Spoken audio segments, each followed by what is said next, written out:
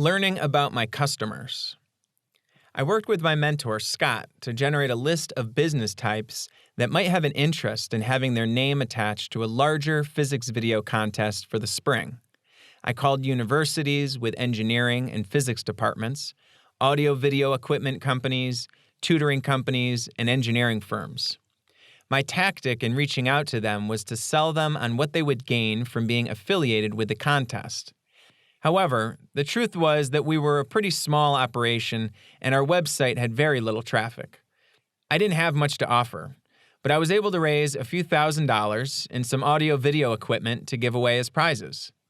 When I ran a much larger series of video contests in the spring, I attracted more students and more videos were submitted. Yet I still wasn't sure how to proceed. The elders in my mentorship program were insistent that my ambitions with Open Source High were vague, and I needed to be more specific and clear in what exactly the problem is I was solving. I spent that summer doing what are called customer discovery interviews with teens who had participated in the contests and inquiring about their motivations, interests, and problems. It was becoming very clear that having student-made videos wasn't doing anything to help them escape the school system, nor had many of them even considered that escaping school was even a possibility. They simply accepted school as an inevitable part of life. The idea of anything else existing was outside their radar. Despite these obvious red flags that my project was on the wrong track, I continued. As part of my customer discovery interviews, I asked teens about their interests so I could find different ways to motivate them to create videos for the site. Ultimately, I spent most of 2015 running video contests, testing different parameters to see what attracted the most students. Designing these experiments was fun and reminded me of my time spent designing and running experiments in science labs. For example, I tried adjusting the topics to capture their interests. Initially, Open Source High only covered physics subjects since that was my field of interest and I knew how to reach teachers, but I realized that not many kids are into physics.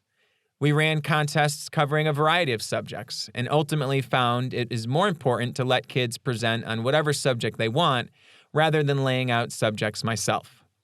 I experimented with different judging methods for choosing the contest winners. For some reason, I felt like it was unfair to have me be the person choosing a winner. I wanted to remove myself from that role of evaluator or judge so I wouldn't be perceived as the teacher. I'm just the promoter. In the first contest, I had teachers vote, but the kids felt that the teachers were too focused on the academic content and not enough on creativity, expression, and fun. We tried having the voting open to the public, but we had some instances of hacking and kids complained it turned into a popularity contest. After much trial and error, the students repeatedly told me that they most preferred having me do the judging as they believed that was the most fair. I also experimented with different prizes to see what would appeal most to teens.